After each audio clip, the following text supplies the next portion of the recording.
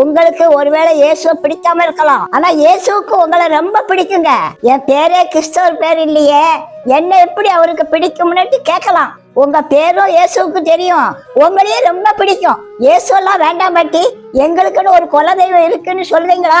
குலத்துக்குன்னு ஒரு தெய்வம், கோத்தரத்துக்குன்னு ஒரு தெய்வம் இல்லைங்க.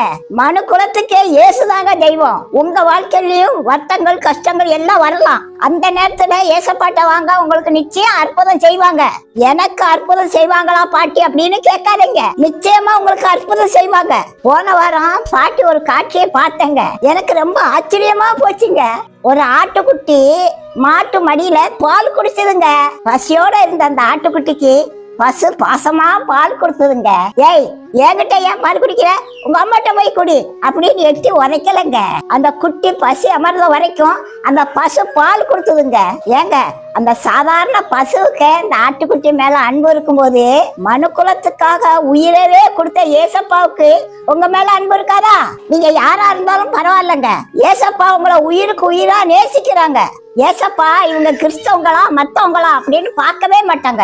அதனாலதான் எல்லாரும் என்கிட்ட ஓடிவாங்கன்னு ஏசப்பா கூப்பிட்டாங்க. அவர்கிட்ட ஓடி வர எல்லாத்துக்குமே சமாதானம் தருவாருங்க. ஏசப்பா உங்களை நேசிக்கிறாருங்க, உங்களுக்கு நிச்சயமா சமாதானம் தருவாருங்க. உங்க வியாதியை ஏசப்பா போக்குவாருங்க. நீங்க கடல்ல இருந்து தப்பிக்கிறதுக்கு வழிகாட்டுவாருங்க. ஏன் அப்படின்னா நீங்க ஏசப்பா பிள்ளைங்க.